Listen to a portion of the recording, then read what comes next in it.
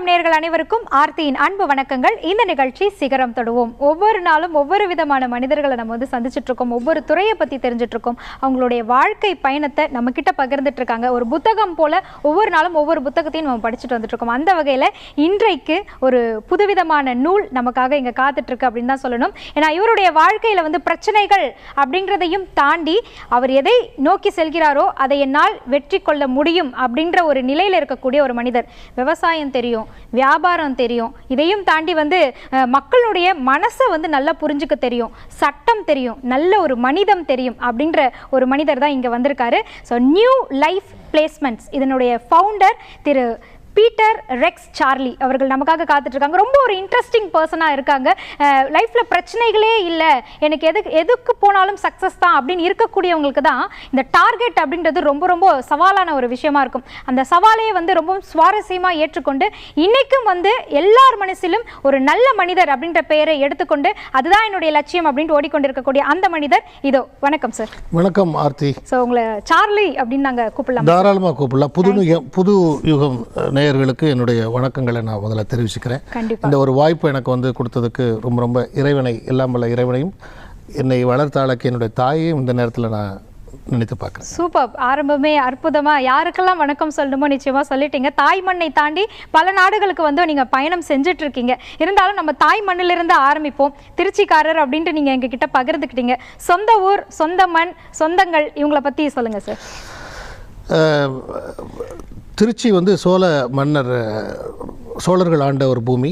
சோழர்கள் வந்து வணிக ரீதியாக கடல் கடந்து வணிகம் செய்து தமிழர்களை வந்து தலைநிமிர வைத்திருந்தாங்க. பல்வேறு நாடுகளில் சோழ சாம்ராஜ்யம், ஆனால் அப்பேற்பட்ட சோழ சாம்ராஜ்யம் கடந்த சில நூற்றாண்டுகளாக ரொம்ப சுருங்கி இருக்கிறத பார்த்து எனக்கு ரொம்ப ஒரு வேதனை இருக்கும். நம்மளுடைய தமிழர்கள் வந்து ஏன் இப்படி வந்து தொழிலாளர்களாக, கூலி தொழிலாளர்களாக, தோட்ட தொழிலாளர்களாக போய் அடிமையாக வேலை செய்கிறாங்க, ஏன் நம்மளால் ஒரு தொழில் முனைவராக இருக்கக்கூடாது அப்படிங்கிற ஒரு என்னுடைய ரத்தத்திலே கலந்தது இந்த திருச்சி காவேரியும் அந்த சோழ மண்டலமும் எனக்கு கொடுத்துருக்கு. அதே மாதிரி ஒரு நல்ல அருமையான குடும்பம், 3 அக்காக்கள், அதுக்கப்புறம் நீங்கள், அதுக்கப்புறம் தம்பி, இப்படி ஒரு பெரிய குடும்பத்தில் இருக்கும் பொழுது பொறுப்புகள் அப்படின்றது உங்களுக்கு எந்த அளவில் இருந்தது? நீங்கள் பொறுப்பானவராக இருந்தீங்களா, குறும்பானவராக இருந்தீங்களா? நான் ரொம்ப ரொம்ப குறும்பானவராக இருந்தேன். என்னுடைய அக்காக்கள், எனக்கு மூத்தவங்க எல்லாருமே வந்து என்னை நல்லா ரொம்ப 3 பெண்களுக்கு அடுத்து பிறந்ததுனால என்னை ரொம்ப செல்லமாக தான் எங்கள் வீட்டில் எங்கள் அம்மா வளர்த்தாங்க. எந்த ஒரு பொறுப்புமே இல்லாமல் ஒரு பறவையாக தான் இருந்தேன்.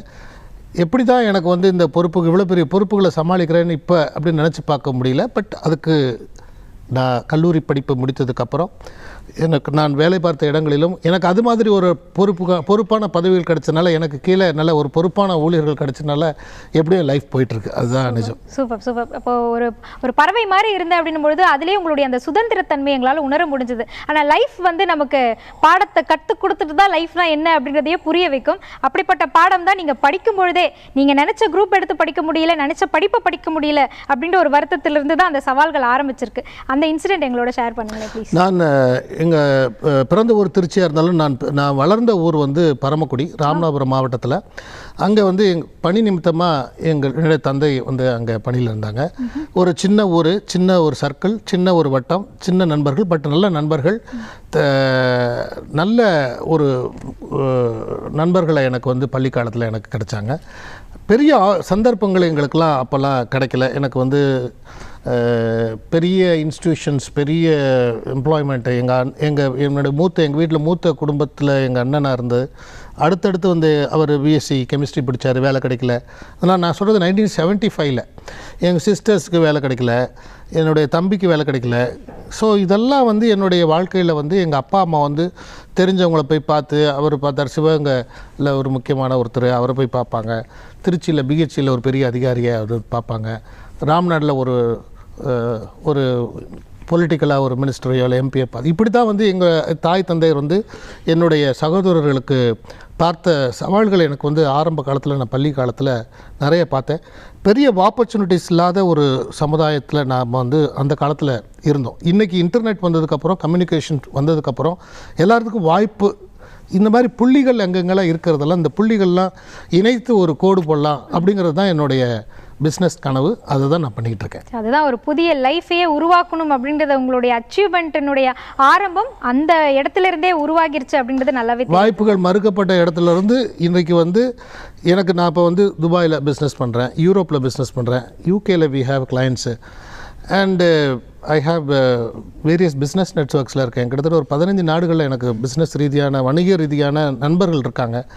இப்போ இந்த வாய்ப்புகள்லாம் நம்ம தமிழர்களுக்கு, தமிழ் இளைஞர்களுக்கு, இளப்பெண்களுக்கு கொண்டு போகணும் அப்படிங்கிறது தான் என்னுடைய ஒரு பெரிய, முடிந்தால் இந்தியா முழுவதுமே அதை கொண்டு போகணுங்கிறது தான் என்னோட பெரிய கனவு, லட்சியம். இப்போ லைஃப்பில் நிறைய நபர்களை நம்ம பார்க்குறோம். எல்லாருமே என்ன, நீங்கள் எந்த ஃபீல்டு எடுத்திருக்கீங்க, நீங்கள் எந்த ப்ரொஃபஷன் அப்படின்னு சொல்லிட்டு ஒரு சில ஃபீல்டுக்குள்ளேயே தங்களை அடக்கிட்டு இதுதான் எங்கள் உலகம் அப்படின்ற மாதிரியான ஆட்களை தான் நான் நிறைய மீட் பண்ணியிருக்கேன் சார். பட் நீங்கள் உங்கள் ஃபீல்டே வந்து ஒரு இந்த உலகம் தான் என் ஃபீல்டுன்ற மாதிரி விரித்து வச்சுருக்கீங்க.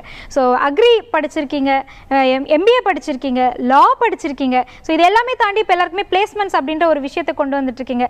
எப்படி உங்களால் இப்படி பறந்து பட்டு பார்க்க முடியுது? இதை நீங்கள் எப்படி எடுத்துக்கிறீங்க? என்னுடைய வாழ்நாளை நான் எப்பொழுதுமே ரொம்ப குறைஞ்ச நாள் அப்படின்னு நான் நினப்பேன்.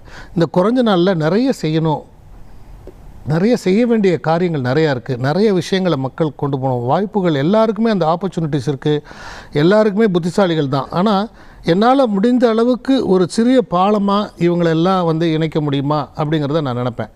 ஸோ நான் படித்ததை வந்து படித்த விஷயத்தை நடைமுறையில் செய்வதற்கு நிறைய பேருக்கு வாய்ப்புகள் இல்லாமல் இருக்குது. எங்கள் அண்ணன் பிஎஸ்சி கெமிஸ்ட்ரி படித்தார், அவர் வேலை பார்த்தது ஒரு டிரான்ஸ்போர்ட் கார்பரேஷன். இது மாதிரி ஒவ்வொரு குடும்பத்திலும் எல்லா இளைஞர்களுக்கும் இதுதான் இருக்குது. இதை வந்து என்னால் வந்து என் சைடில் நான் வந்து ஒரு சுய பரிசோதனை செய்து நான் படித்த விஷயத்தை என்னுடைய படிப்பு எனக்கு மட்டும்தான் அது முதலீடாக இருக்கணும்ன்ட்டு நான் ஆரம்பித்தது தான் எல்லாமே. ஓகே. ஸோ நீங்கள் ஆரம்பித்த முதல் ஒரு தொழில் முனைவராக நம்ம தனியாக நின்று செஞ்சணும் அப்படின்னு நீங்கள் ஆரம்பித்த முதல் வேலை என்னவாக இருந்தது?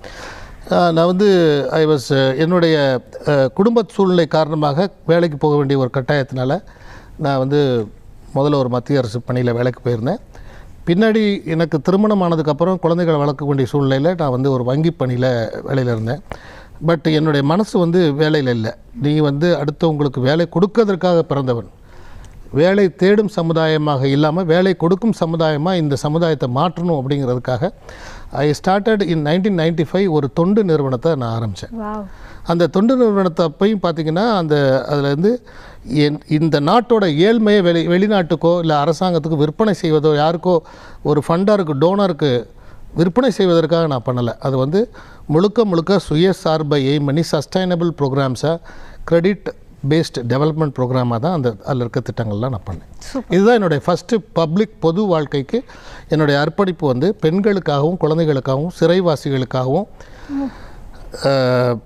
அதுக்காக ஆரம்பிக்கப்பட்ட ஒரு முன்னேற்றத்திற்கான திட்டம் தான். அது எம்பவர்மெண்ட் ப்ரோக்ராம் தான். நான் வந்து ஒரு 10 years ஃபஸ்ட்டு 10 years நான் வாழ்த்துக்கள். பட் நம்ம ஒரு முதல் முயற்சி நம்ம முனைப்போடு எடுத்து வைக்கும் பொழுது பாராட்டுகளினுடைய அந்த ஒலிகள் கேட்கறதுக்கு கொஞ்சம் தாமதமாகும்.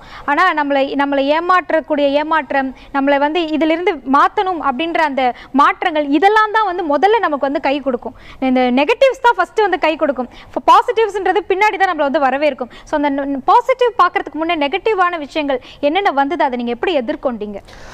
பெண்களுக்கு, அதுவும் வந்து கிராமப்புறத்தில் இருக்கக்கூடிய பெண்களுக்கு நான் நுண்கடன் என்று சொல்லப்படக்கூடிய அவங்களுக்கு பொருளாதார முன்னேற்றத்திற்கான சிறு கடன்களை நம்ம கொடுக்க ஆரம்பித்தோம். கிராமப்புறத்தில் அது மிகப்பெரிய வரவேற்பை பெற்றது. பல்வேறு மாவட்டங்களில் அது பல்கி பெருகுச்சு.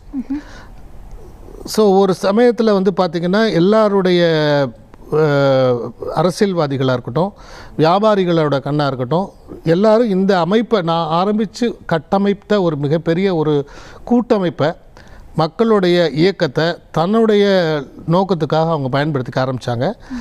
அதில் வந்து சில வருத்தத்துக்குரிய ஒரு விஷயம், சில படிப்பறிவில்லாத அந்த ஏழை பெண்களும் அதுக்கு துணை போயிட்டாங்க. நான் யாரையும் குறை சொல்ல விரும்பலை. பட் இது வந்து அவங்களுடைய சூழ்நிலை காரணமாக அவங்க அப்படி நடந்தது. இதனால் பல்வேறு சட்ட போராட்டங்கள், மன துயரங்கள், இந்த நிலைமையில் தான் நான் வந்து ஒரு வாழ்க்கையின் ஒரு விளிம்பில் தான் வந்து நான் வந்து என்னுடைய வங்கி பணியை ராஜினாமா பண்ணிவிட்டு நான் வந்தேன். இருந்தாலும் இந்த சமுதாயத்துக்காக தன் உழைத்து தன் வேலையும் பொருளாதாரத்தையும் இழந்துடக்கூடாது, என்னுடைய குழந்தைகள் என்னுடைய மகனும் மகளும் அந்த மாதிரி பார்த்துடக்கூடாது அப்படிங்கிறதுக்காக ஐ ஸ்டார்டட் பிஸ்னஸ்.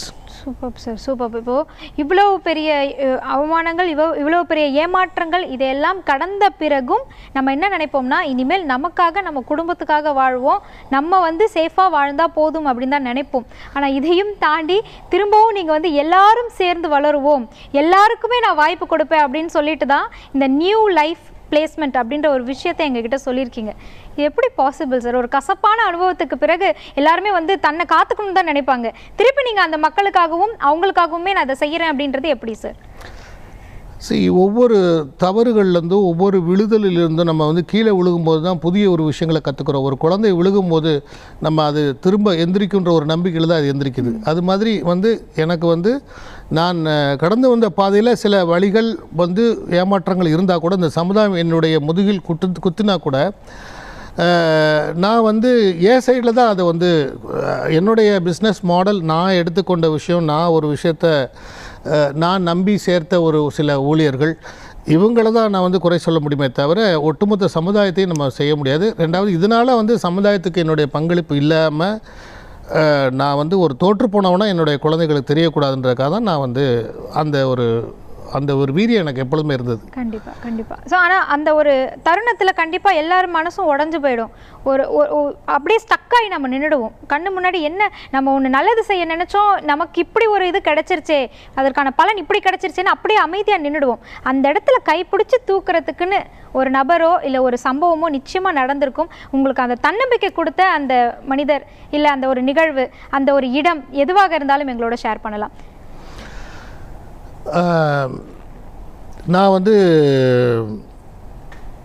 ஒரு இந்த நுண்கடன் அது கொடுத்து பண்ணிகிட்டு இருக்கும்போது ஒரு சுச்சுவேஷனில் என் மேலே சில கடனை வசூல் பண்ண போனதுக்காக சாதியை சொல்லி என் மேலே ஒரு கேஸ் போட்டாங்க.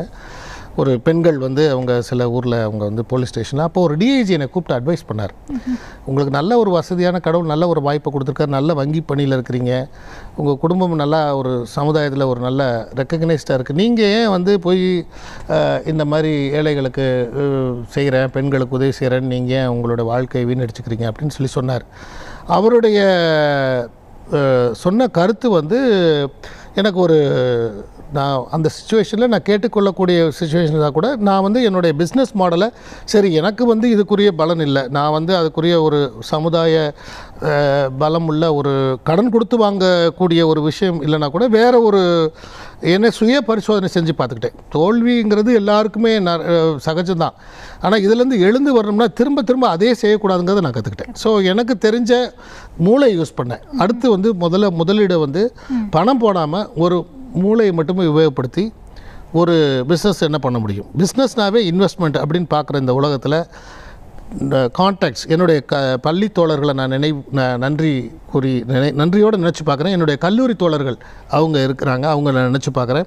இவங்க எல்லாம் சேர்ந்து தான் நான் இன்றைக்கி இந்த அளவுக்கு வளர்கிற அளவுக்கு எனக்கு வந்து நம்ம சார்லி, நம்ம கிளாஸ்மேட்டு, என் கூட காலேஜ் படித்தவன் அப்படின்னு சொல்லி அவங்க எல்லாம் தூக்கி நிறுத்தின அந்த ஒரு உற்சாக, அந்த உணர்வு ரீதியான ஒரு ஆதரவு தான் எனக்கு வந்து ஒரு எந்த விதமான இன்வெஸ்ட்மெண்ட்டுமே இல்லாமல் ஒரு இன்றைக்கி வந்து ஒரு 30 கோடி ரூபா அளவுக்கு வருமானம் பண்ணக்கூடிய ஒரு நிர்வாக கட்டமைப்பு என்னால் கொண்டு வர்றதுக்கும் என்னுடைய எனக்கு அமைந்த ஊழியர்களும் எனக்கு அமைந்த ஒரு டீம் இவங்க தான் வந்து என்னை வந்து இந்த அளவுக்கு உயர்த்தியிருக்காங்க. I am very thankful. ஏன்னா நீங்கள் ஆரம்பத்தில் ஆரம்பித்த அந்த அக்ரியாக இருக்கட்டும், நீங்கள் படித்த எம்பிஏவாக இருக்கட்டும், இல்லை லாவாக இருக்கட்டும், அந்த ப்ரொஃபஷன் இன்ன வரைக்கும் நீங்கள் டச்சில் வச்சு இன்ன வரைக்கும் அதில் நீங்கள் பண்ணிகிட்ருக்கீங்க அப்படின்னா அதற்கு உங்கள் பின்னாடி இருக்கக்கூடிய இந்த மிகப்பெரிய கட்டமைப்பு தான் வந்து நிச்சயமான ஒரு காரணம். இந்த நியூ லைஃப் பிளேஸ்மெண்ட் இதை பற்றின ஒரு விளக்கம் கொடுங்க.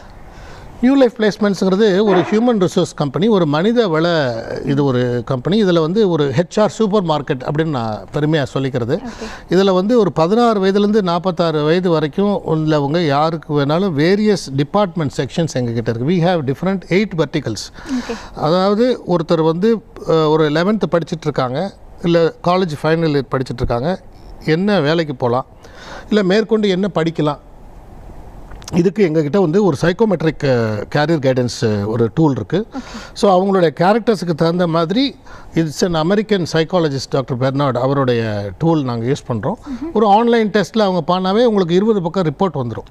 அதில் வந்து வேரியஸ் கேரக்டர்ஸ் உங்களுடைய குணாதிசயங்கள், அப்போ அதை வச்சு உங்கள் பேரண்ட்ஸோ உங்கள் டீச்சர்ஸோ வந்து they will be able to guide you. இந்த கேரக்டருக்கு நீங்கள் இந்த கேரக்டர் உனக்கு இருக்கிறனால இந்த வேலையை இந்த படிப்பை படிக்கலாம், இந்த வேலையை படிக்கலாம் அப்படிங்கிற ஒரு வெர்டிக்கல் இருக்குது. அது மாதிரி we are into overseas recruitment, we have licence. So வெளிநாடுகளுக்கு வேலைக்கு போகிறவங்க வந்து we are doing skill training. ஒரு இன்ஃப்ராஸ்ட்ரக்சர் எங்கிட்ட இருக்குது, ஒரு 17 ஏக்கர்ஸ் இன்ஃப்ராஸ்ட்ரக்சர் இருக்குது, ஒரு 500 பேர் தங்கி படிக்கக்கூடிய அளவுக்கு ஸ்கில் ட்ரைனிங் சென்டர் இருக்குது. ஸோ வெளிநாட்டில் போய் வேலை செய்யணும்னா அங்கே வந்து கல்ச்சுரல் கேப் இருக்குது, ஒரு ஸ்கில் கேப் இருக்குது, ஒரு ஆட்டிடியூட் கேப் இருக்குது. ஸோ அதற்கு தயார் பண்ணி தமிழர்கள் வந்து திறமையானவர்கள், தகுதியானவர்கள் அப்படின்னு நிரூபிக்கிறதுக்காக இந்த ஒரு முயற்சியை நாங்கள் பண்ணியிருக்கோம். நாங்கள் ஒரு நாளில் விசா அப்படிங்கிறதெல்லாம் பண்ணல. வி ஹாவ் டு டூ ஒரு 1 வீக் ஆர் 15 days ட்ரைனிங். அங்கே போய் சுயமாக அவங்க வந்து வேலை செய்யும் போது அவங்க சமையல் பண்ணிக்க வேணும்னா அது வி ஹாவ் டு தயார் பண்ணி நாங்கள் இங்கேருந்து அவங்கள அனுப்புகிறோம். இப்போ வரக்கூடியவங்க வந்து என்ன மாதிரி பண்ணணும், அவங்க பேசிக் குவாலிஃபிகேஷன் அந்த மாதிரி ஏதேனும் விஷயங்கள் நீங்கள் பார்க்குறீங்களா, இல்லை வரக்கூடியவங்கக்கிட்ட என்ன தகுதிகள் இருக்கணும், இன்வெஸ்ட்மெண்ட் அப்படின்னு பார்க்கும்போது எப்படி சார்? லாஸ்ட்டு 5 years வந்து பார்த்திங்கன்னா இதில் எங்களுக்கு எக்ஸ்பீரியன்ஸ் இருக்குது. We call it as a franchisee. We are franchisee ரிலேஷன்ஷிப்காக we have a general manager. So we have around 38 franchises now all over Tamil Nadu. So இவங்களுக்கு we have intensive orientation programs and on the field training. அவங்க எந்த ஊரில் இருக்காங்களோ அந்த இடத்துலையே நாங்கள் எதிர்பார்க்குறது என்னென்னா, we don't need big qualifications but only passion. ஜெயிக்கணும், ஒரு மாதம் எனக்கு 1 லட்ச ரூபா சம்பாதிக்கணும், 2 லட்ச ரூபா சம்பாதிக்கணுன்ற ஒரு வேகம் இருந்தால் நாங்கள் இருக்கிறோம். So it is possible because there is lot of opportunities.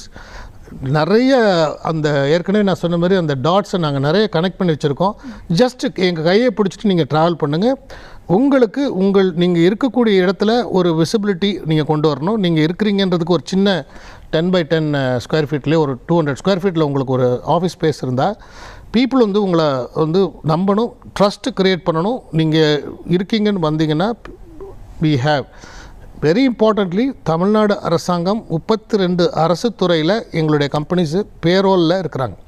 So we have around 1900 employees currently working in Tamil Nadu government, whether it is treasury, whether it is taluk office, whether it is RTO office, whether it is collectorates. We have our manpower, so government trusts us. Yes. Tamil Nadu government trusts us. We have outsourced manpower to Ministry of Culture, Government of India, Ministry of Finance, including EPFO and ESIC, even for Commissioner of Service Tax and Customs. So this will give you உங்களுக்கு வந்து அந்த நம்பகத்தன்மையை கொடுக்கறதுக்கு உங்களோட பகுதியில் எங்களுடைய track record இருக்குது. கடந்த 15 வருஷத்துக்கான எங்களுடைய இந்த ட்ராக் ரெக்கார்ட் இருக்குது. ஸோ இதை வந்து if you take it to the people, உங்களுக்குன்னு ஒரு கஸ்டமர்ஸ் பேஸ் டெவலப் பண்ணிக்கங்க. We are here to train you on the operational, எப்படி நீங்கள் வந்து ஒரு அலுவலகத்தை நடத்தணும் அப்படிங்கிற ஸ்ட்ரக்சரை உங்களுக்கு நாங்கள் சொல்லிக் கொடுக்குறோம். வி ஆர் ரெவென்யூ ஷேரிங் மாடலில் தான் நம்ம பண்ணுறோம். We are here to collaborate with you and together will grow. Super sir. So நீங்கள் சொன்ன இந்த ஃபீல்டு நான் பொறுத்த வரைக்கும் ஃப்ரான்ச்சைசி அப்படின்னா ஃபுட் இண்டஸ்ட்ரி, பியூட்டி இண்டஸ்ட்ரி, இதில் தான் நான் வந்து ஃப்ரான்ச்சைசி அப்படின்றத ட்ராவலில் கூட பார்த்துருக்கேன். பட் இந்த மாதிரி ஒரு HR அப்படின்ற இந்த ஃபீல்டில் வந்து ஏதாவது ஒரு கம்பெனிக்கு போகணும், வேலை பார்க்கணும், சம்பளிக்கணும், அவ்வளோதான் நம்மளுடைய லைஃப் அப்படின்றது இல்லாமல் அவங்களையும் சொந்த காலில் தனித்துவமாக நிற்க வைக்க முடியும் அப்படின்றதுக்கு நியூ லைஃப் பிளேஸ்மெண்ட் வந்து ஒரு கரெக்டான ஒரு பிளேஸாக இருக்கும் தான் நான் நினைக்கிறேன். இந்த விஷயத்தில் I can say we are life member of association called franchising association of India, பாம்பேயில் இருக்குது. அந்த அசோசியேஷனோட லைஃப் மெம்பர் எங்களுடைய company. We are also associated with franchisee India. So இந்த அசோசியேஷன்ஸ்லாம் வந்து தே ஹெல்ப் ஆண்டர்ப்ரனர்ஸ். அவங்களுக்கு என்ன மாதிரி ஃப்ரான்ச்சைசி, எந்தெந்த பிராண்டுக்கு நீங்கள் ஃப்ரான்ச்சைஸியை வரலாம் அப்படின்னு சொல்கிறதுக்காக அவங்க கைட் பண்ணுறதுக்காக இருக்கிறாங்க. இங்கே எதுலேயுமே நீங்கள் சொன்னது மாதிரி HR இண்டஸ்ட்ரி இல்லை. ரெண்டாவது வந்து பார்த்திங்கன்னா மற்ற பிராண்டோட இன்வெஸ்ட்மெண்ட் ஃப்ரான்ச்சைசி ஃபீயோட when very on par, we are nothing. It is very attractive. இதை ட்ரை பண்ணி பார்க்கலாம். அதாவது ஒரு பிஸ்னஸ் பண்ணுறவங்க வந்து ஒரு பெரிய பிராண்டுக்கு ஃப்ரான்ச்சைசி ஃபீஸு, அதுக்கப்புறம் வந்து அந்த இன்ஃப்ராஸ்ட்ரக்சர், அந்த ஆம்பியன்ஸ், இதுக்கெல்லாம் நிறைய செலவு பண்ணுறதுக்கு யோசிக்கக்கூடிய காலத்தில் இதை ட்ரை பண்ணி பார்ப்போம், ஒரு 6 மாதம் ட்ரை பண்ணி பார்ப்போம்னு நினச்சிங்கன்னா we are here. நீங்கள் அந்த 6 மாதத்துக்கு அப்புறம் நீங்கள் எங்களை விட மாட்டீங்க. கண்டிப்பாக சார். சின்ன வயசில் நீங்கள் எப்படி ஒரு பறவை போல் இருந்தேன்னு சொன்னீங்களோ, இது அதே மாதிரி தான் இப்போவும் உங்களுடைய விங்ஸ் சிறகுகளை விரித்து இவ்வளோ பெரிய உலக நாடுகள் முழுக்க தழுவி நீங்கள் வந்து உங்களுடைய பணியை செஞ்சிட்ருக்கீங்க. இதில் உங்களுக்கு நீங்கள் போகிற வழி சரிதான் அப்படின்னு தட்டி கொடுத்த தருணங்கள், உங்களை பாராட்டிய தருணங்கள், உங்களுக்கு அவார்ட் கொடுத்த தருணங்கள், அதை எங்களோட ஷேர் பண்ணிக்கலாம். ஜிஎஸ்டி இன்ட்ரடியூஸ் பண்ணப்போ கமர்ஷியல் டேக்ஸ் டிபார்ட்மெண்ட்டில் ஒரு ஐஏஎஸ் ஆஃபீஸர், பேர் ஞாபகம் இல்லை, அவர் வந்து உங்களால் தமிழ்நாட்டில் எல்லா மாவட்டங்களையும் எங்களுடைய டிசிடிஓ ஆஃபீஸில் மேன் பவர் கொடுக்க முடியுமான்னு கேட்டார். பண்ணிடலாம் சார். எப்போக்குள்ளனாரு? இன்றைக்கி சாயங்காலத்துக்குள்ளே பண்ணிடலாம் சார்னோ. அவர் சொன்னார், இப்போ மணி 11 மணி, நீங்கள் எப்படி சொல்கிறீங்க அப்படின்னாரு. 4 மணிக்கு அவர் சொல்கிறாரு, எனக்கு ஃபோன் பண்ணி, எல்லா மாவட்டங்களையும் உங்கள் கொடி பறக்குது, அவங்க ஆளுங்க வந்து வேலைக்கு வந்து ஜாயின் பண்ணிட்டாங்க அப்படின்னு சொன்னார்.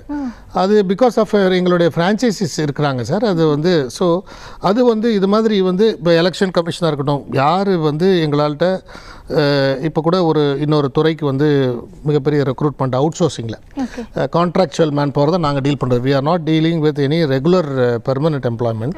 இந்த மாதிரி ஒரு அரசு துறைக்கு ஒரு சென்ட்ரல் கவர்மெண்ட் ஸ்கீம் இருக்குது, எங்களுக்கு வந்து 300 பேர் வேணும் அப்படின்னு சொல்லி கேட்டாங்கன்னா we are able to deliver it within because of our reach.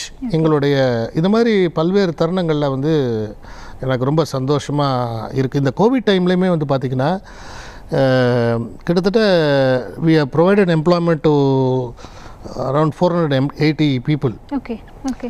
அதே மாதிரி அன்எம்ப்ளாய்டாக இருக்கிறவங்களுக்கு அவங்களுக்கு வந்து கோவிட்னால வேலை இழந்தவங்களுக்கு வந்து we are able to get the unemployment allowance from the ESI corporation. ஏன்னா அவங்களுக்கு அந்த சமூக பாதுகாப்பும் நாங்கள் கொடுக்கறதுனால, எங்கள் கம்பெனியில் கொடுக்கறதுனால அவங்க எல்லாத்துக்குமே வந்து இந்த 3 months வேஜஸ் அவங்க வருமானம் இழந்து இருக்கிற குடும்பங்களுக்கு என்னால் செஞ்சு கொடுக்க முடியுது, மிகப்பெரிய ஒரு சந்தோஷத்தை கொடுக்குது. அதே மாதிரி அவங்களுடைய ப்ராவிடென்ட் ஃபண்ட்லேயுமே சில ஸ்பெஷல் ஸ்கீம்ஸ் வேர் இன்ட்ரடியூஸ்ட்.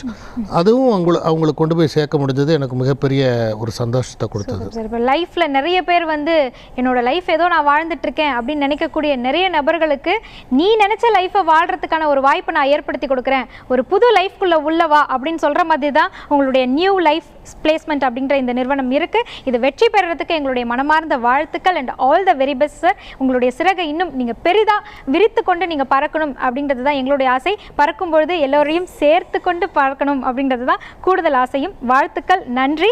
நேயர்களுக்கு ஏதேனும் நிறைவாக சொல்லுங்க. தேங்க்யூ ஆர்த்தி.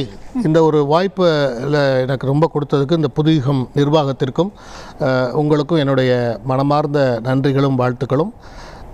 வேலையில்லா திண்டாட்டத்தை இந்தியாவிலிருந்து விரட்டி அடிப்போம் அப்படிங்கிறது தான் என்னுடைய கம்பெனியோடைய ஒரு பாலிசி. இது தனி ஒரு மனிதனாக என்னால் சாத்தியமில்லை.